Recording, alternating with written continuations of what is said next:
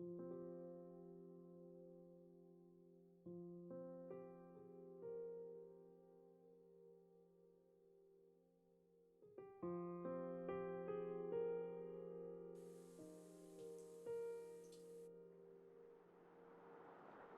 allô? Oui, tu m'entends? Oui, je t'entends. T'avais une raison particulière de m'appeler ou tu veux juste discuter?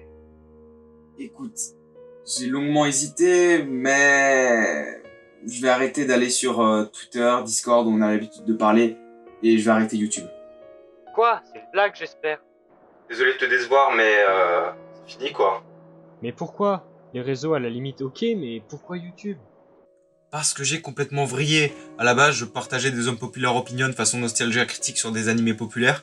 Et maintenant, je suis là à dire des trucs banals du style ce jeu a marqué ma vie. Mais putain, c'est impitoyable, je sais même pas comment j'en suis arrivé là. Tellement pitoyable que tes vidéos plaisent bien plus qu'à l'époque où tu claquais des animés mainstream pour faire réagir. C'est pas parce que t'as changé que c'est négatif. L'évolution peut être positive.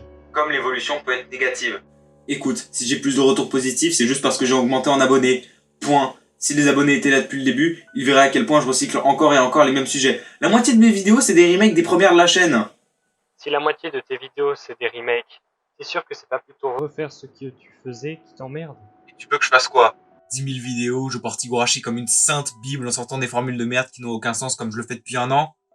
Tu pourrais faire des vidéos sur des sujets qui te parlent plus, comme le cinéma par exemple. Mais les gens n'ont rien à foutre du cinéma. Je sais même pas pourquoi j'ai proposé l'idée d'en parler sur la chaîne. Mais en fait, tu veux faire plaisir à qui? À toi ou à ton public? Qui compte le plus pour toi? Attends une minute.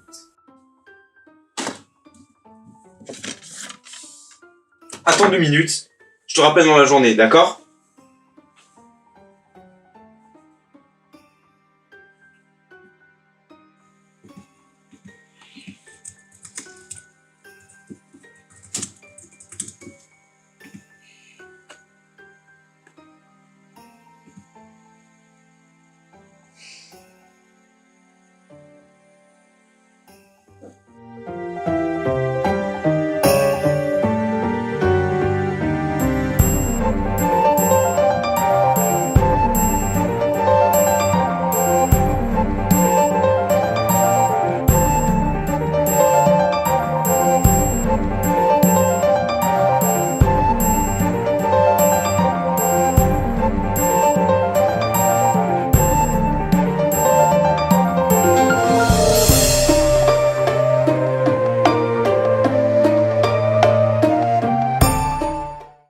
Alors, faut juste que je fasse un petit peu des monologues. Hop. Voilà, est-ce que à ce niveau sonore là, est-ce que. Voilà, est-ce que ça risque pas de saturer? J'espère pas. Allez, on se lance. Si vous suivez cette chaîne, il est très probable que vous soyez fan d'anime ou du moins que vous vous intéressez au médium. Vu les sujets que je choisis, il est très probable que vous en regardez depuis un certain temps et que vous avez déjà une certaine culture en la matière. Et il s'avère que pour ma part, cela ne fait pas si longtemps que j'en regarde. En effet, mon premier manga fut Dragon Ball en 2017, mon premier animé Assassination Classroom en 2018, mais l'animé qui m'a fait rentrer dans cet univers est JoJo's Bizarre Adventure en 2019, que je considère comme ma porte d'entrée. Et ce n'est pas étonnant si je vous dis que ce dernier est, même après 3 ans, mon manga préféré, car nos portes d'entrée ont souvent une place assez spéciale dans notre cœur. Celles-ci ont souvent été à un instant T, un choc, une révélation. Et pour moi cela peut s'appliquer à d'autres médiums, le visual novel avec Higurashi, la musique avec Random Access Memories, ou encore le cinéma avec Interstellar. Interstellar est un film sorti en 2014 réalisé par Christopher Nolan, connu pour Inception, sa trilogie du Chevalier Noir ou encore plus récemment Dunkerque ou Tenet. Le film prend place dans un futur où le maïs est devenu la seule nourriture restante sur Terre et où des nuages de poussière ont asphyxié une partie de la population. On suit l'histoire de Cooper, un agriculteur ex-pilote de la NASA qui découvre assez mystérieusement les coordonnées de la base de cette même organisation. Celui-ci découvre l'existence d'une mission pour sauver l'humanité. Plusieurs astronautes vont partir dans l'espace pour visiter 3 planètes dans l'objectif de savoir si la vie humaine est possible sur l'une d'entre elles. Celui-ci va accepter d'y participer et entamer un voyage vers l'inconnu. J'ai découvert ce film un soir où j'étais avec mon petit frère en train de chercher quelque chose à regarder sur Netflix, et en voyant le titre, je me suis laissé tenter. Le film m'a mis une claque intergalactique. J'avais l'impression d'être face à quelque chose que je n'avais jamais vu. Le film m'avait énormément ému, et j'ai été absorbé par ce voyage pour la survie de l'humanité. Et je n'ai pas tardé à dire cette phrase: Interstellar, c'est mon film préféré. Donc ensuite, je me suis intéressé aux œuvres du réalisateur, et j'ai adoré tous ses films. La magie du prestige, le labyrinthe d'Inception, la noirceur du Dark Knight, bref, j'étais devenu un fan de Nolan, prêt à le défendre corps et âme de toute critique. Sauf qu'ensuite, j'ai vu des films. J'ai expérimenté d'autres types de longs métrages, de d'autres pays, de d'autres réalisateurs, et avec le temps, je me suis demandé si mon admiration pour Nolan n'était pas exagérée. Et du coup, j'ai commencé à revoir ses films, et quelle ne fut pas ma surprise. Le Prestige, que j'avais tant aimé, m'apparaissait comme un film qui n'a que pour seul intérêt son twist de fin et David Bowie. Inception devenait à mes yeux un film faisant des emprunts douteux à Paprika et qui passe son temps à nous expliquer ce qu'on voit déjà. Bref, j'ai ramassé pas mal de déceptions. Et au milieu de tout ça, j'ai revu Interstellar. Et j'ai pas mal de choses à dire dessus. C'est l'un des films les plus importants de mon parcours de spectateur, donc on va voir aujourd'hui pourquoi ça a été une révélation à l'époque et pourquoi, au final, ce n'était pas un film sans défaut. Apportons un peu d'objectivité sur un film qui m'a sans doute marqué à vie.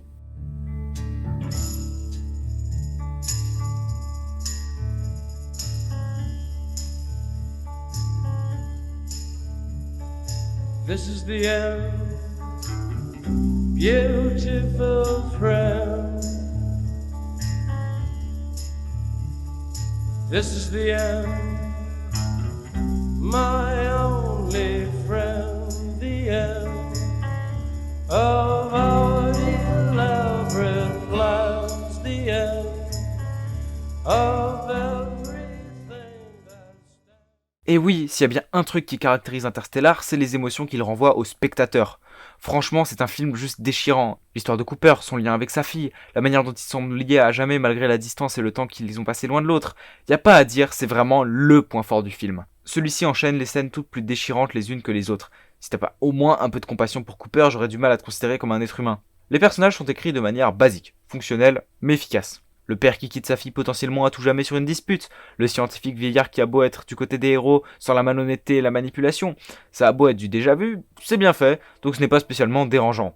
Ça ne tombe jamais dans le too much à mon goût, sauf peut-être vers la fin, mais bon ça on en reparlera dans les défauts. Le film donne sans cesse cette impression d'impuissance, que les acteurs retranscrivent à merveille dans leur manière de jouer, et ça m'amène inévitablement à Matthew McConaughey. Il arrive à être touchant de par l'écriture de son personnage et surtout son jeu. Il est vraiment excellent dans le rôle, certaines de ses performances au cours du film réussissent à elles seules à mettre mal le spectateur, tant ça déborde de réalisme. Franchement, quand on le voit pleurer, c'est juste déchirant. Ce film est comme une descente aux enfers, plus on avance, plus c'est dur émotionnellement à tenir. C'est sans doute la principale raison de l'adoration que vouent pas mal de gens à ce film. Franchement, il n'y a pas 10 minutes qui se passent sans qu'il y ait au moins un événement qui chamboule émotionnellement le spectateur. Oui, par moments, on a l'impression que c'est de la surenchère inutile, mais il n'empêche que ça reste toujours très intense lors de certains passages. Ce sont des ficelles connues, mais qui marchent, puisque celles-ci sont exploitées de manière pas trop forcée. Un film, donc, qui multiplie les scènes émotionnelles de puissance assez significative pour que j'en fasse un point entier dessus.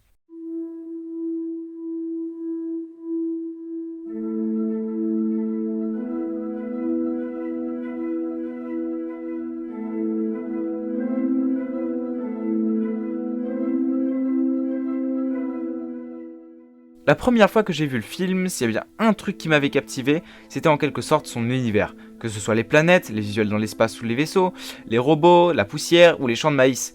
Le monde qui nous était présenté était vraiment palpable. On ne sait pas exactement où se situe le film chronologiquement dans le futur, mais celui-ci nous donne l'impression d'être proche et que cela pourrait bientôt être notre réalité. Franchement, rien qu'à le voir, c'est juste déprimant. Le fait de ne pouvoir manger que du maïs, la possibilité de mourir asphyxié à cause de la poussière tout autour de nous, les planètes toutes plus hostiles les unes que les autres. Cela rend l'univers aussi intéressant qu'attristant. Mais sérieusement, vous imaginez 2 secondes vivre ça ? Franchement, le côté voyage du film m'avait également captivé et j'avais l'impression de découvrir tout un univers que je n'avais jamais pu voir auparavant. Le côté sens unique de ce dernier me transmettait une émotion mêlant espoir et résignation, me faisant dire que rien ne peut sauver le monde, bien qu'au fond de moi, j'avais surtout envie qu'ils s'en sortent. Et au final, je m'étais tellement attaché aux personnages que j'accordais plus d'importance à leur survie que celle de l'humanité. Et à vrai dire, le film dégage une sorte de fatalité, comme quoi l'humain est quoi qu'il arrive voué à disparaître définitivement, quelle qu'en soit la cause. Nolan nous raconte à travers sa manière de filmer l'espace et sa progression scénaristique à quel point la Terre et ses habitants ne sont qu'un grain de sable dans la galaxie, elle-même un grain de sable dans l'univers. Franchement, même si c'est très fataliste, le film ne va jamais dans la condamnation gratuite des humains sur ce simple postulat de base. Ça va dans la nuance tout en restant clair sur ce point-là, ce qui rend cette thématique assez intéressante.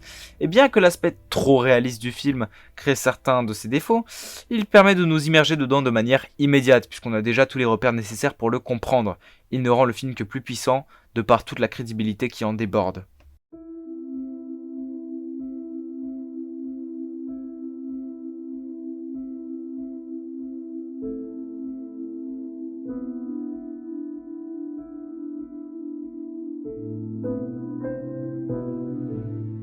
Et oui, s'il y a bien un truc malgré mon nombre exorbitant de visionnages qui continue à m'émerveiller et à m'emporter, c'est bien la bande originale composée par Hans Zimmer.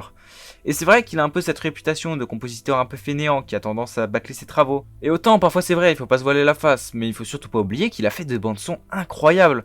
Je pense notamment à Dune qui est pour moi son meilleur travail, mais surtout toutes ses collaborations avec Christopher Nolan.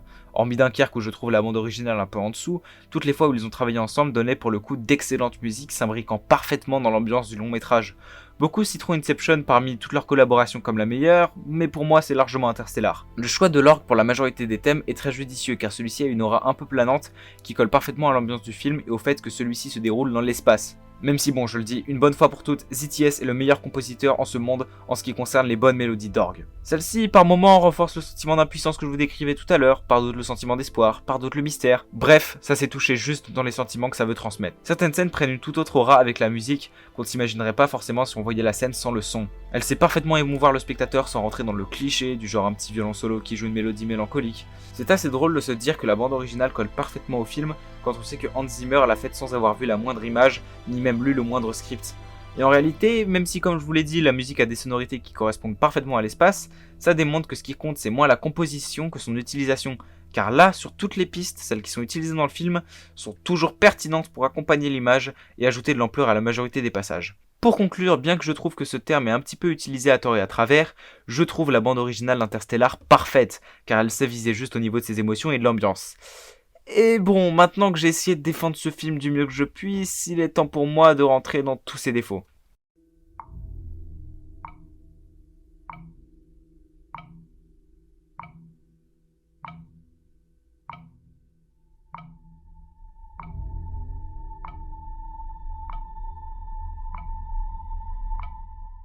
Et oui, s'il y a bien un truc très frustrant avec ce film, c'est que tout est prévisible à des kilomètres. Le retournement final, tu le vis au bout de 10 minutes. Dès qu'une scène commence, il te suffit de 10 secondes pour en comprendre son issue, et l'avancement étant assez basique, tout est déjà vu. Le film donne l'impression d'emprunter un moule bien huilé dont on a simplement changé la forme, mais qui ne change rien au gâteau que l'on mange ensuite.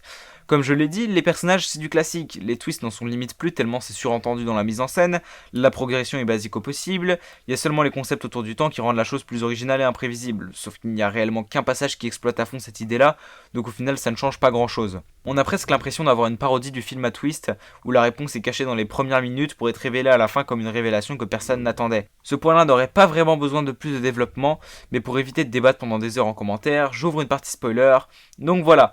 Un timecode pour tous ceux qui n'ont pas vu le film, ils sont deux, on les salue. C'est bon, vous êtes partis ? On peut y aller. Franchement, je comprends les gens qui pensent que Nolan est un génie. Il a réussi à rendre prévisible dès les premières minutes un Deus Ex Machina qui arrive 2h30 plus tard. Je m'attarderai plus tard sur le problème de la fin, restons-en à la prévisibilité du twist. Toute la mise en scène te hurle au visage que Cooper est le fantôme de sa fille. Entre les phrases avec des sous-entendus, le fait que le message du fantôme soit reste, et que ce point-là soit aussi mis en avant par l'histoire fait qu'inévitablement tu anticipes la révélation, ou du moins tu la suspectes. Sans parler du fait qu'à mi-film, l'histoire se réattarde sur cette histoire de fantôme, et franchement, si à ce moment-là tu n'as pas deviné, je sais pas comment tu fais. Aussi, j'aimerais parler du passage sur la planète Man. Qui a pu penser une seule seconde que les humains pourraient vivre là-dessus ? Sérieusement, quand le Dr Man fait sa pseudo-révélation, même au premier visionnage, je me suis dit que c'était foiré, pour vous dire. Enfin bref, l'un des plus gros défauts, si ce n'est le plus gros défaut d'Interstellar, est d'être tellement basique et peu subtil que tout est super prévisible.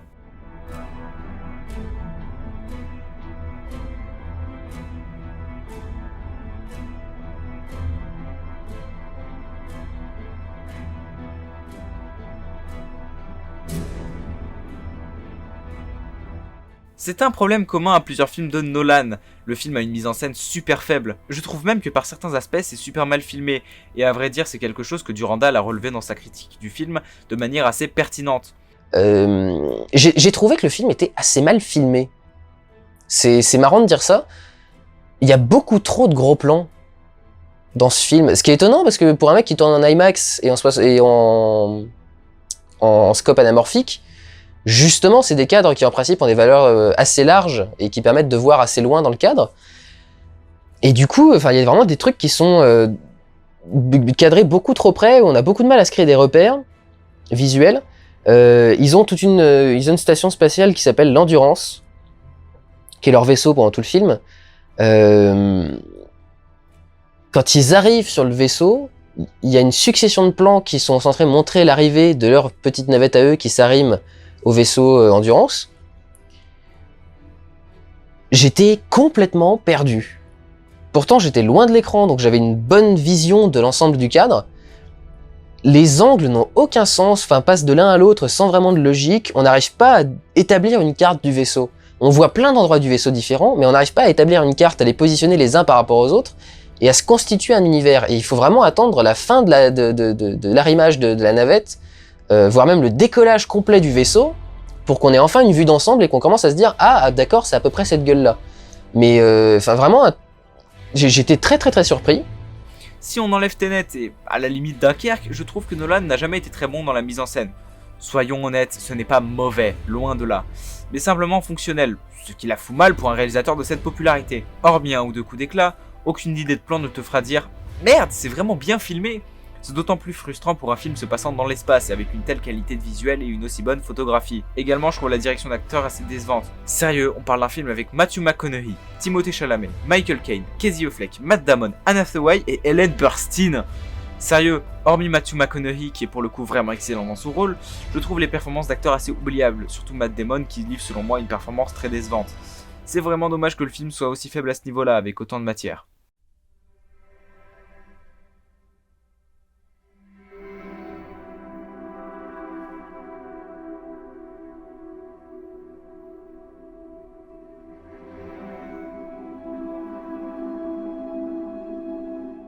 Alors, je vais faire assez vite là-dessus, mais ça me semble important d'en parler. Il est très probable que vous connaissiez l'expression « show, don't tell », littéralement « montre, ne le dis pas ». Cette expression repose sur le principe qui est que pour rendre un récit vivant, l'information doit être principalement montrée plutôt qu'être dite. Car oui, le spectateur a des yeux qui servent à autre chose que lire les sous-titres. Et pour vous expliquer ce que je reproche à Interstellar à ce niveau-là, je vais faire un détour sur un autre film de Christopher Nolan, à savoir Inception. Inception se base sur un concept assez complexe qui mérite beaucoup d'exposition pour bien comprendre. Le plus gros reproche fait au film est que les spectateurs pensent à voix haute, commente l'action pour être sûr que le spectateur comprenne, en gros de prendre par la main et de surexpliquer le film. Pour avoir revu le film récemment, je trouve que même si c'est frappant, c'était vraiment nécessaire de le faire de cette manière pour comprendre l'histoire. Franchement, je suis choqué qu'on fasse pas cette critique à Interstellar. L'exposition a beau être moins présente que dans Inception, celle-ci est vraiment catastrophique. Sérieux, il a vraiment fallu qu'il traverse le trou noir pour en connaître son nom? Je veux bien que la mission ait été préparée dans l'urgence, mais quand même. Oui, c'est du chipotage. Seulement les exemples les plus parlants sont des énormes spoilers, donc je ne vais pas rentrer dans les détails là-dessus. Dites-vous seulement que lorsqu'on a la résolution finale, on a un personnage qui sait tout, l'autre qui ne sait rien. Celui qui ne sait rien demande à celui qui sait tout de tout lui dire, et il y répond. C'est écrit avec tellement peu de finesse et de subtilité, on dirait presque un brisage de quatrième mur. C'est quelque chose qui sort réellement du film, car tu sens que c'est juste là pour expliquer des choses qui peuvent être comprises rien que par l'image. Bon, je veux bien que pour la fin ce soit compliqué de ne pas l'expliquer, mais de la manière dont c'est fait, tu vois clairement que c'est écrit, ça ne sonne naturel à aucun moment. Et c'est un souci récurrent chez Nolan, notamment dans Tenet, où le concept est tellement mal expliqué qu'il faut bien souvent un deuxième visionnage pour pleinement profiter du film.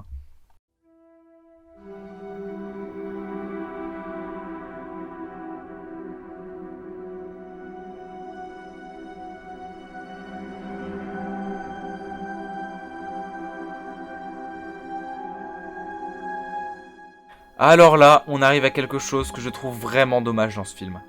Le thème de l'amour. Celui-ci est selon moi bien traité dans la première heure et demie du film. C'est pas forcé, c'est touchant et ça se marie parfaitement avec le récit. Mais alors une fois passé cette heure et demie, c'est une toute autre histoire. Il commence à être mis sur la table de manière complètement forcée. Les personnages en parlent tout le temps, répètent les mêmes phrases en boucle. Et de la manière dont c'est mêlé à la résolution finale, on s'en mêle les pinceaux et ça nous détourne de celle-ci. Mais au final, qu'est-ce que ça raconte ? L'amour c'est puissant, ça transcende les dimensions, les galaxies et c'est éternel. Je peux pas dire que c'est pas beau parce que c'est magnifique comme message. Mais disons que le message compte moins que la manière dont il est délivré est exploité. Et malheureusement, comme je vous l'ai dit, le film le délivre de manière hyper abrupte et peu subtile, ce qui rend la chose assez saoulante. Mais pas que. En plus d'être aussi lourd, ça ne raconte rien de plus que les deux phrases que je vous ai dit. Et autant dire que sur un film de 2h49, c'est vraiment peu. Certains vont me dire en commentaire que c'est plus que ça, mais quand l'histoire va plus loin que ça, c'est au début du film. Là, je vous parle de la conclusion et de ce que ça dit au global. D'ailleurs, en parlant de conclusion...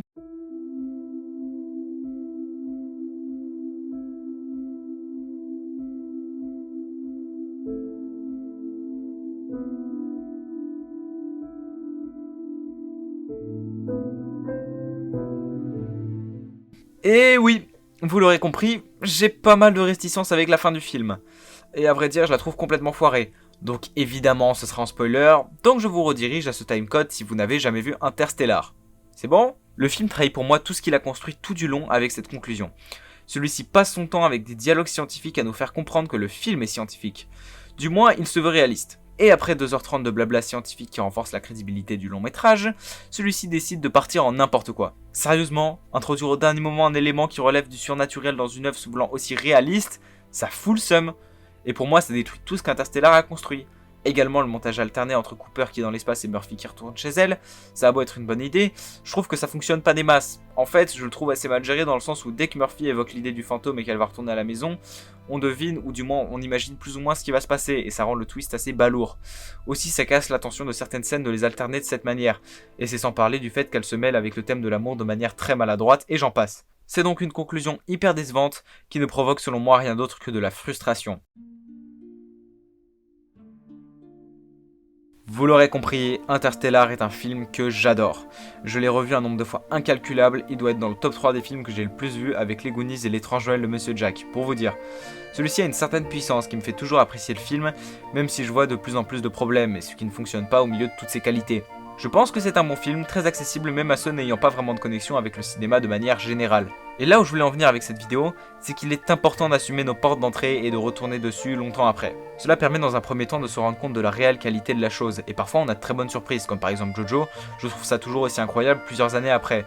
Mais parfois de très mauvaises, par exemple Assassination Classroom que je trouve très mauvais des années plus tard. Cela permet aussi de comprendre ce qui nous a fait kiffer dans ce médium au début, et à vrai dire c'est souvent assez stable. J'adore les films de SF ambitieux qui ont une grande ampleur, et j'adore les animés tellement singuliers qui sont uniques dans leur genre. Revoyez vos portes d'entrée, c'est toujours enrichissant et ça fait travailler l'esprit critique. J'espère que cette petite vidéo vous aura plu. N'hésitez pas à liker, vous abonner et commenter. C'était Kenya, à la prochaine.